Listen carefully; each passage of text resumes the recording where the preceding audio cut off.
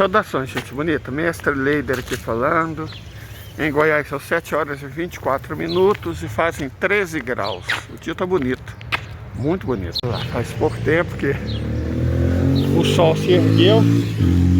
Deixa eu falar uma coisa pra vocês. Na verdade, várias.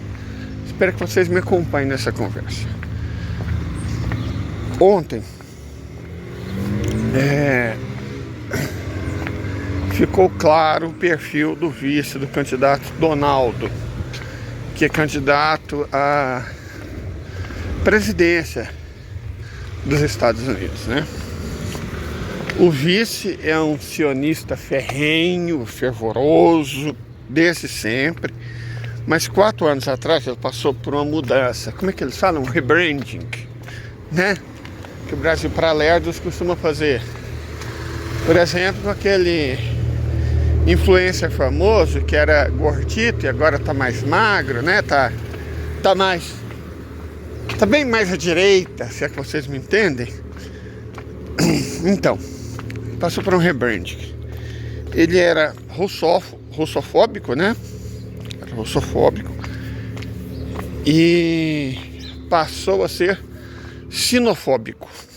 Ele era profundamente antitrumpista, tanto que chegou a chamar o Donaldo, o Trump, né, de novo Santanás, coisa assim, né? E novo Adolfo, né, aquele europeu da Alemanha que fez coisas horríveis.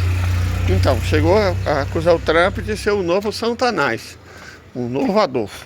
E agora, de repente, 4 anos atrás, se tornou um trumpista fervoroso. E 2 anos depois disso, foi eleito senador, foi para o Clube Bilderberg e... Bom, agora é candidato a vice-presidente. Vamos falar um pouco sobre isso. Nossa, tomei meu cafezinho, comi um pão de queijo e comprei pão pro bando. Pessoas, o senhor Zelensky tem muito a ver com o vice do senhor Donald. Porque, como dissemos, o vice do senhor Donald, o senhor Vance, era profundamente russofóbico, mas agora se tornou sinofóbico. Inimigo fidalgal do Irã ele sempre foi, porque é sionista, né? Então do Irã ele nunca gostou. Odeia cada vez mais, na verdade. Vou sentir falta disso aqui, gente, lá em São Bartolomeu, uma cidade que não tem psitacídeo. Não tem papagaio, não tem periquito, não tem maritaca, não tem... É estranho isso. Você vê muitos muitos pés de gerivá carregadinho. Se fosse aqui nessas bandas, gente, um pé de gerivá, os cocos costumam madurar, porque os pistacídeos, principalmente mulata, cai em cima. Não perdoa. Lá tem muito que não tem esse tipo de ave.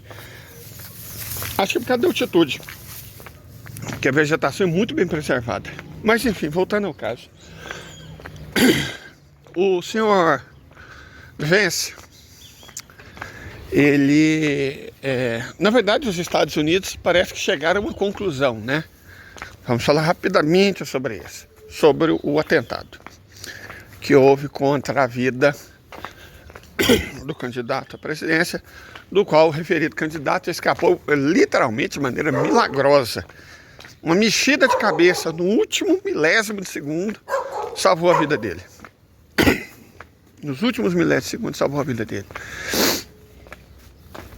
Que se ele tivesse permanecido naquela posição já era. Ok, e aí você tem até os evangélicos, né? Os neopentecostais de sempre mostrando anjos, igual eles fizeram com o Bolsonaro. Gente, com todo respeito. Na verdade não é com muito respeito, não. Neopentecostal, a gente tem que começar a ser franco, que eles não merecem muito respeito, não. Porque eles não respeitam ninguém. Então, sem nenhum respeito a eles, eu não diria que o senhor Donald é um enviado de Deus, assim como o senhor Bozo definitivamente também não é um enviado de Deus. Embora eu possa estar errado, porque Deus também enviou as pragas do Egito, né? Então, Deus age de maneiras misteriosas, vai saber. Enfim, o fato é que no dia seguinte ele foi jogar golfe, conversou certamente com pessoas, a gente não sabe com quem nem o que, e voltou com esse candidato a vice-presidente, um sionista fervoroso, coisa que o senhor Donald não era. Certo? Em várias ocasiões ele teve crise de sincericídio, no qual ele deixou, né? Acho que isso é passado, que a preocupação dos Estados Unidos deve ser com o próprio povo, com os próprios empregos, com a própria indústria, o que para mim faz sentido, porque alguém ser governante de um país, ele não tem que se preocupar com o outro. A preocupação central deve ser o próprio povo, mas não é assim que funciona nos Estados Unidos. Quando você é eleito presidente, parece que a sua principal missão é defender o Estado de Israel. Secundariamente, se sobrar dinheiro, recursos, logística, aí você, sei lá, trabalha pelo próprio povo, pelas próprias empresas e tudo mais, né? Mas só se sobrar. É isso, enfim. Então, o Sr. Donald, antes do atentado e antes do jogo de golfe, ele era desse, sabe? Um fado sensato. Ah, gente, esse é um feijão, um algodão branco nativo. Eu já tenho o ganja, que é o marrom. Vou levar um pouco desse aqui também, né? Lá pro espinhaço. É muito difícil achar isso, porque hoje ele tá quase extinto. Aí tem um município aqui, vizinho nosso, nossa, quase que eu caio, que é um grande produtor de algodão. Tipo, grande mesmo. Só que é daquele algodão pequeno, colhido com máquina, plantado com máquina. Não desse. Esse tem que ser colhido à mão. Levar pro meu banco de sementes. Mas voltando ao caso. E aí ontem nós comentamos o seguinte. Do ponto de vista dos Estados Unidos, o pior negócio é abandonar a Ucrânia e centrar fogo na defesa do Estado ilegítimo. Porque o Estado ilegítimo hoje, sendo franco e honesto, analisando as coisas com clareza, é uma grande fonte de problemas para os Estados Unidos. O Estado ilegítimo, que contava até com a possibilidade de normalizar, antes do 7 de outubro, vários países inclusive normalizaram relações com o Estado ilegítimo. Todas foram desfeitas. Todas foram desfeitas. Algumas por enorme pressão dos pares, como a Jordânia, que sempre que pode dá aquela colaboraçãozinha com a OTAN e com eles. Outras de maneira surpreendente. A Arábia Saudita passou de normalizar relações com o Estado ilegítimo a pregar ódio, raiva contra o que o Estado ilegítimo vem fazendo. E bom, são 220 mil vítimas civis, né? Se alguma coisa justifica o ódio nesse mundo, é assassinar 220 mil pessoas só porque elas pertencem a uma religião e a um grupo étnico. Não há justificativa, é genocídio, né? Por mais que as ONGs, tipo Human Rights Rights, isso, Anistia Internacional, essas ONGs, falem outra coisa, é genocídio. E, bom, tá o mundo inteiro vendo, e basicamente ninguém está fazendo nada, sobretudo do Ocidente. Do Ocidente eles estão entre a defesa silenciosa de não fazer nada e o apoio explícito, como é o caso da Alemanha, como é o caso dos Estados Unidos, né? Como é o caso do Reino Unido. O apoio explícito ao que o Estado ilegítimo vem fazendo. Aqueles ocupantes descendentes de europeus orientais vem fazendo lá. Enfim, defender isso é moralmente repulsivo, afasta todas as nações, não só do mundo árabe, são 400 milhões, Da UMA, que é o mundo islâmico, são 2 bilhões. E do sul global, são 7 bilhões. Certo? Então, esse discursinho, somos vítimas, ai, socorro, terroristas malvados, isso não cola mais não. Nem no Ocidente cola mais, quanto mais no sul global. E aí é uma coisa interessante, essa do Zelensky. O Zelensky, esses dias aí para trás, ofendeu a Índia, o primeiro-ministro indiano, né? Ofendeu de maneira afrontosa mesmo, assim, não foi subrepticiamente, não. Foi de maneira afrontosa. Ele disse que a Índia era a maior democracia do mundo e não podia estar junto contra um verdadeiro demônio, um verdadeiro cão, um verdadeiro satanás, um verdadeiro apóstolo do mal, que era o presidente Vladimir. Porque os dois se encontraram, foi a primeira visita do presidente Modi, e se abraçaram. Então o Zelensky ficou muito nervoso, muito agitado, né? A gente não sabe o que o cara cheirou, a gente tem que ser compreensivo também. É difícil saber o que ele cheira, quando cheira, quanto cheira, como cheira. Não dá pra você. O Zé é um cara complicado, né? O nariz dele tá sempre coçando, de vontade de fazer declarações, né? O nariz dele tá sempre coçando, sempre tá lá coçando. Então, né? Acho que de tanto o nariz coçar, ele fica agitado. Acontece, né?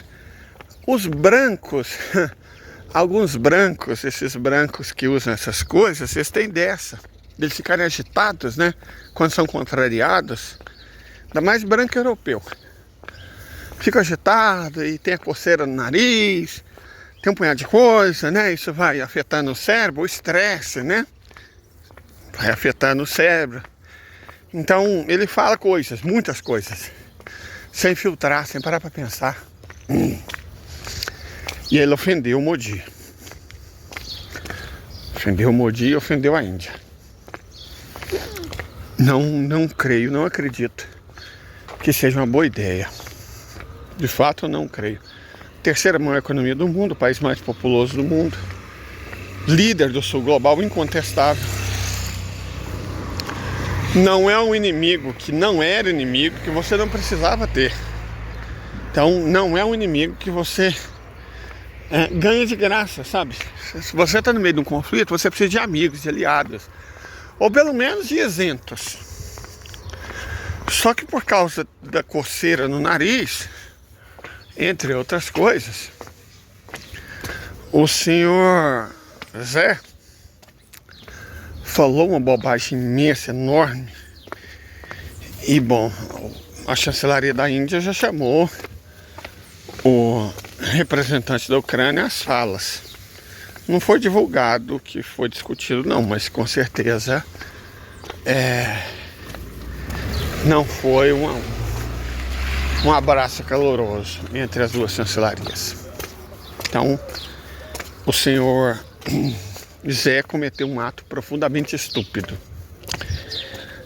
Se você considera que para preservar o Estado legítimo, o vice, Vance, diz claramente que deve deixar a Ucrânia se for sozinha, com os europeus imbecis juntos, que ele falou textualmente sobre isso. Falou, cara, a Alemanha, ele não é burro, cara, ele não é burro. De fato, o vice-presidente não é um estúpido. Nós estamos tão acostumados com lideranças estúpidas que é impressionante que um não seja. É o caso do Vance. Ele não é estúpido, de forma alguma. Ele é cínico, claro, porque é um político, né? Ele disse o seguinte: a Alemanha parece esperar que, se desindustrializando e destruindo a própria economia em prol dessa bobagem verde, ela vai fazer a Rússia sofrer. Só que isso é estúpido. A Rússia não vai sofrer porque a Alemanha está se autodestruindo e se autodesindustrializando. A Alemanha devia fazer exatamente o contrário. Voltar a se industrializar e a se desenvolver. Assim ela conseguiria o respeito da Rússia. O que é uma frase muito sensata, cínica, porque foram os próprios Estados Unidos, né, através dos democratas, que coordenaram o verdismo hungueiro, que condenou a Alemanha. Economia, sociedade, regime, condenou a Alemanha.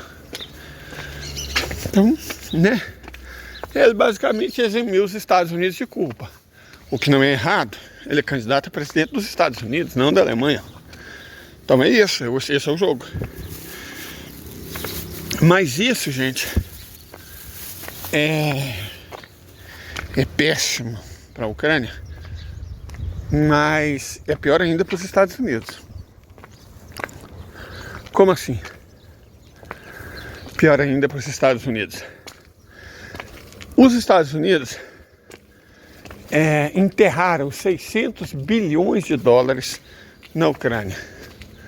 Os europeus enterraram 400 bilhões de dólares.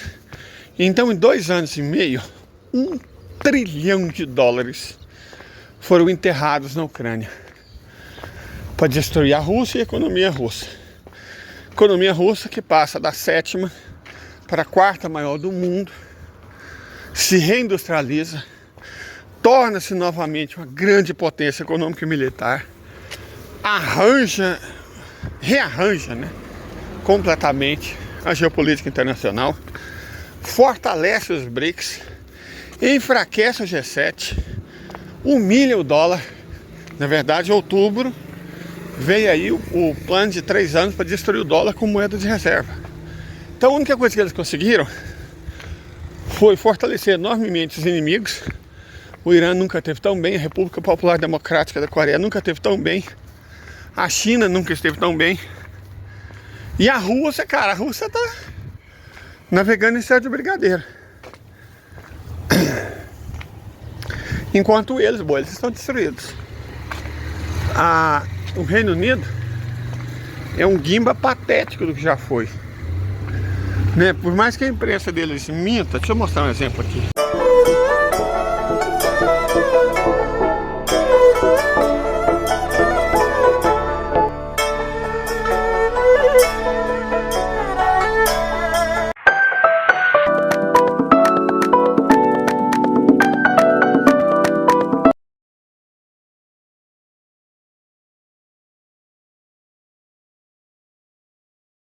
Por mais que eles mintam, não dá para esconder a realidade. Que eles, os europeus, os americanos, os canadenses, os australianos, o ocidente inteiro foi pro buraco. O Japão, né? No oeste coletivo, não é ocidente, mas é oeste coletivo. Coreia do Sul.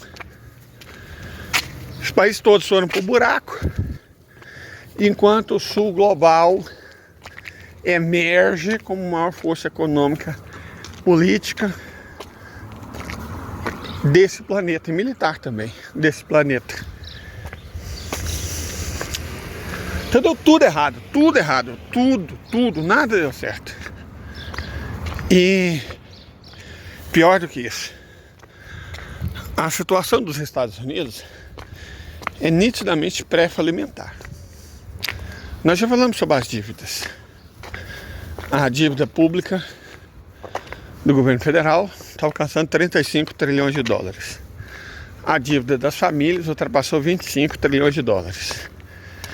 A dívida das empresas e governos locais ultrapassou 40 trilhões de dólares. A dívida total, 100 trilhões de dólares. Mas não é só.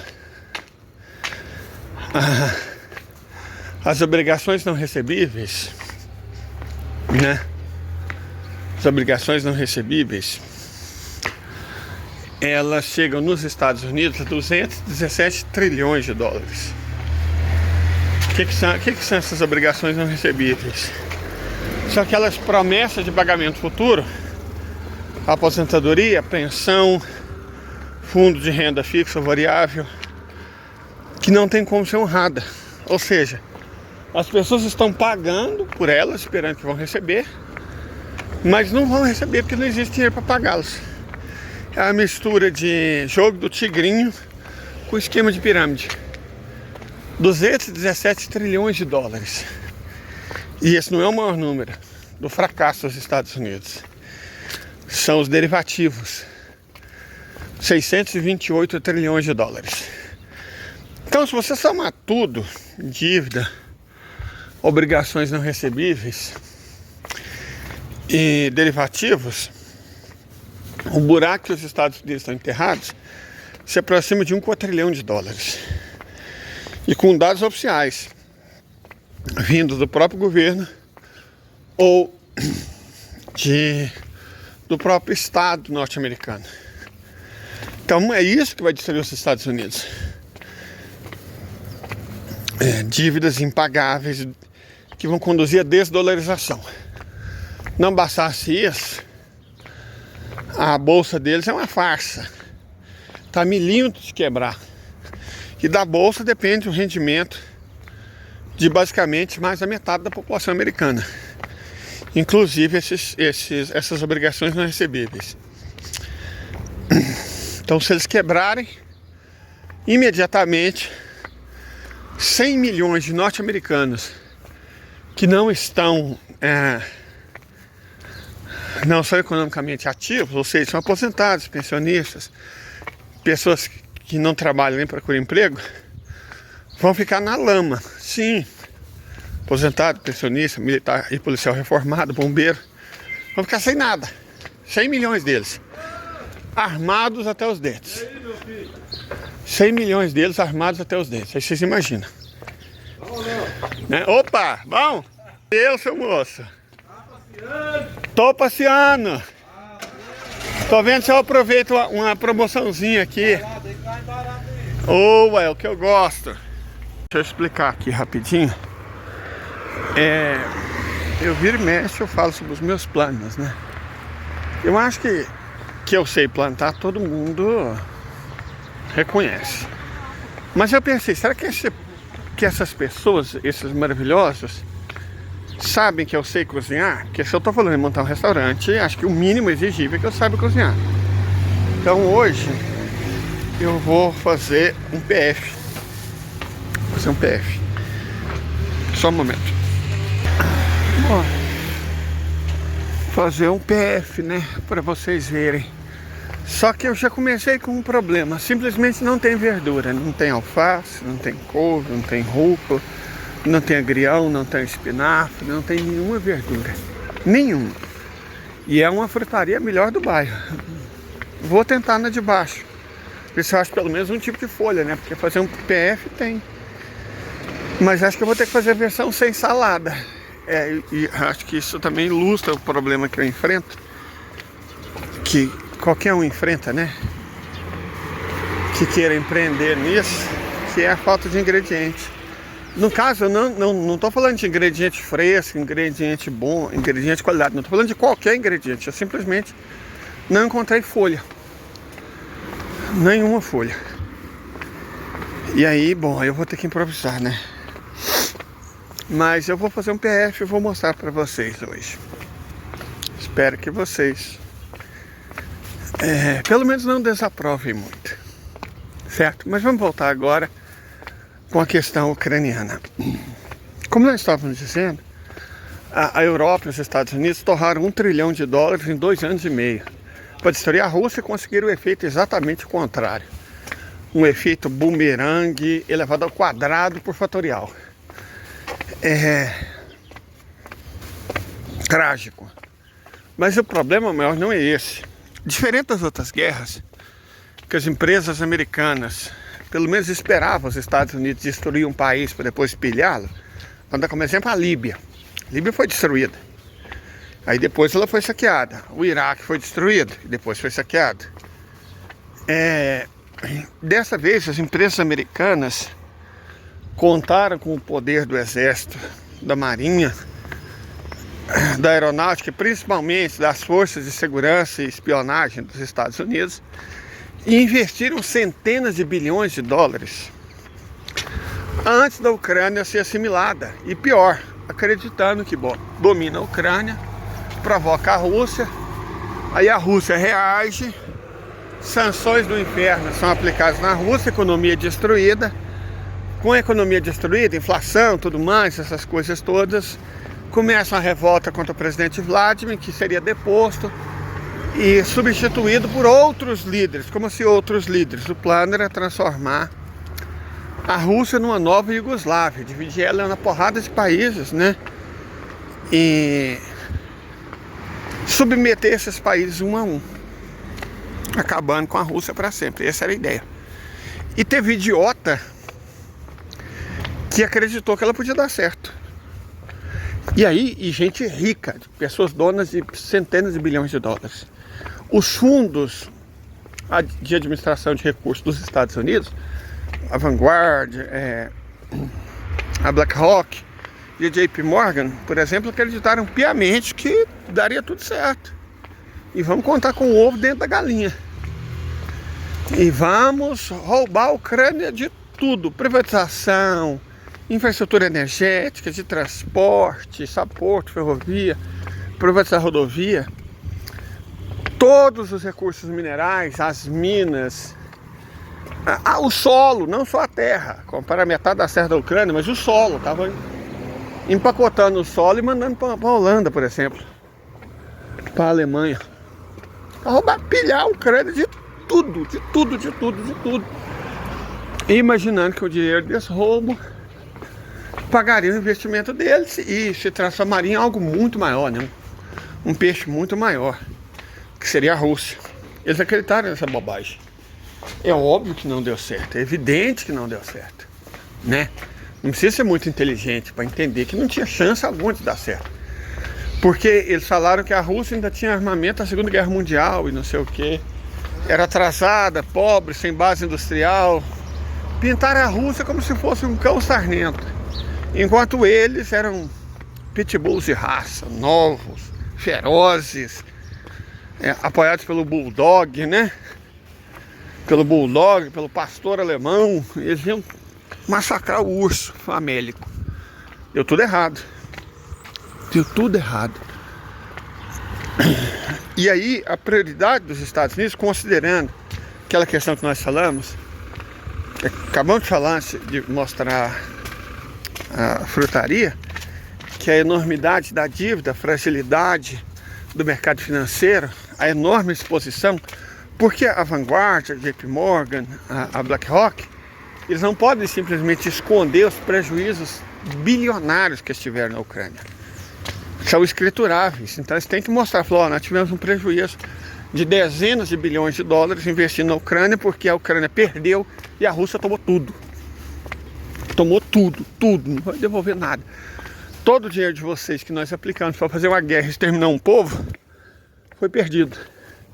É óbvio que isso vai ter reflexos enormes na Bolsa de Valores. Isso vai quebrar a Bolsa. Quebrando a Bolsa, as pessoas vão correr para o mercado imobiliário, porque tem que tirar dinheiro de algum lugar. Só que aí o mercado imobiliário, que já está numa bolha especulativa do tamanho do universo, vai quebrar também.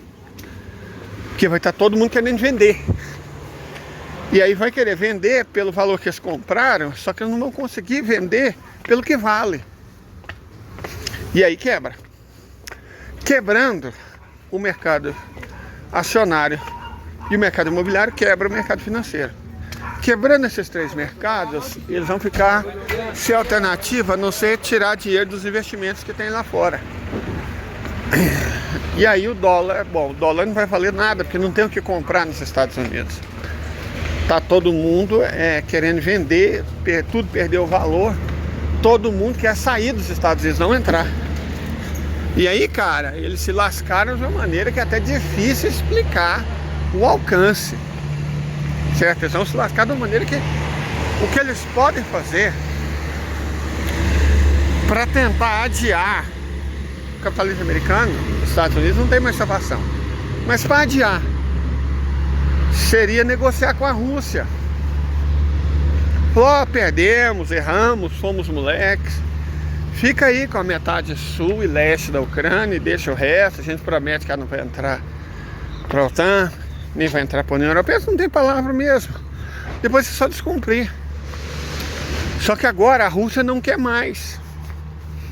A Rússia não quer mais negociar com eles. A Rússia não acredita mais neles. A Rússia não quer ver a cara deles. Agora vai até o fim. Agora vai até o fim. E o fim está chegando, o fim está próximo. Praticamente não há um dia Eu não digo quinjal, não, já mudou de nível. Que a Rússia não solta uma FAB 3000 em cima de algum ponto da Ucrânia. A FAB 3000, ela desvive. Teve dia que as perdas na Ucrânia chegaram a 4.000 pessoas num dia. Num dia. E não são só ucros, não. Uma quantidade enorme de mercenários, tropas da OTAN disfarçadas de mercenário voluntário, dirigentes, até um general dos Estados Unidos dançou numa dessas. Então, o normal estava na faixa de 400, subiu para 1.000, depois passou para 1.500. Agora a média da última semana está sendo de quase 3.000 pessoas desvividas por dia. A Rússia agora está descendo o burralho sem medo, sem misericórdia.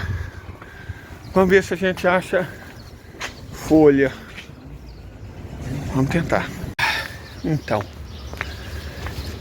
os Estados Unidos, se quisessem salvar mesmo a própria economia, deveriam ter negociado com a Rússia enquanto havia tempo. O establishment deve ter percebido isso e indicado o Vance como vice quando Donald foi jogar golfe, né? Cara, você deu sorte, mas você não daria sorte 2 vezes, não. Então, vamos te apresentar o seu vice. Algum problema? Donald, que não é bobo, não aceita. E o próprio Donald não tem tanta coisa assim contra a Rússia, não. Ele é contra a China e contra o Irã. Então, não foi assim, um casamento amarra. Digamos que não sei se é necessariamente verdade que os dois se amam, mas eles têm os mesmos interesses, né? Ou pelo menos partilham de alguns interesses comuns. E priorizar, salvar o insalvável Estado de Israel é uma estupidez.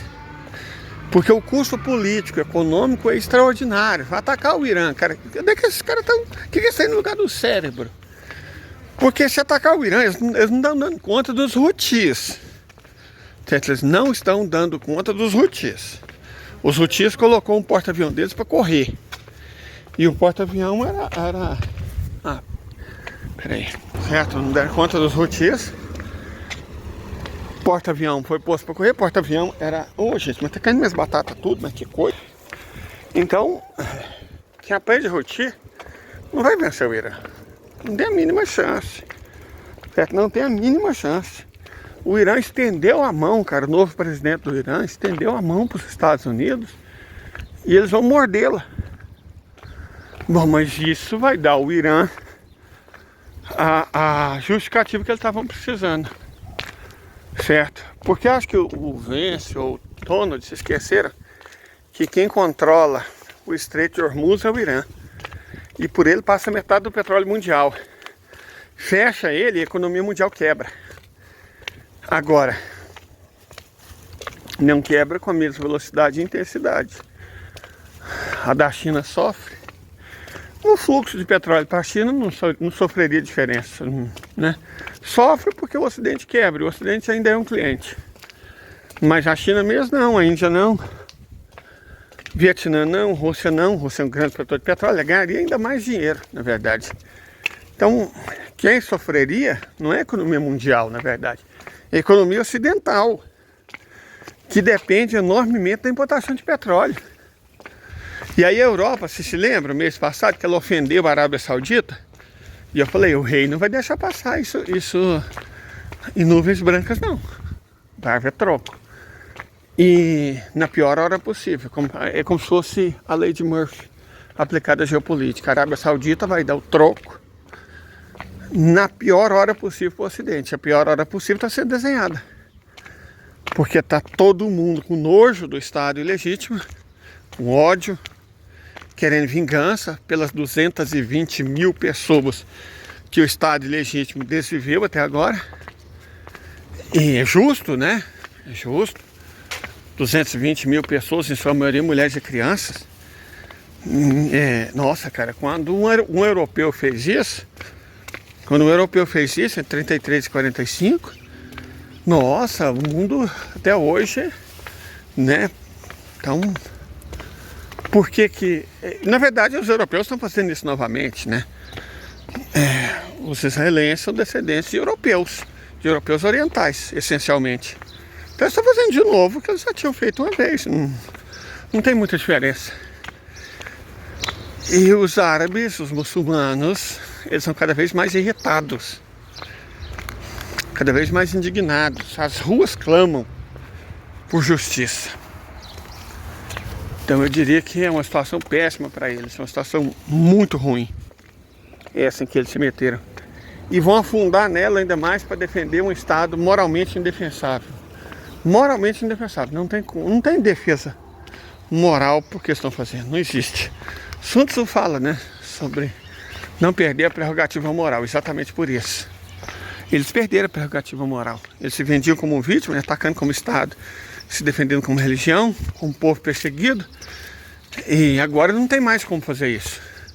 Agora, na opinião pública mundial, eles são o algoz. Certo? Eles são um algoz. Então tá difícil. Tá muito difícil a situação deles. E eles vão piorá-la. Se confrontar o Irã, o que já é péssimo, fica ainda pior, ainda mais horrível. Que é exatamente o que a Federação Russa quer. Vão deixar a Rússia em paz. A Rússia termina o que tem que fazer. Vão atacar o Irã. Ficar sem petróleo, atacar a China, ficar sem produto industrializado. E aí vão sumir de uma vez. Se o presidente Vladimir tivesse, deixa eu influenciar a política de vocês, claro, o presidente Vladimir influencia.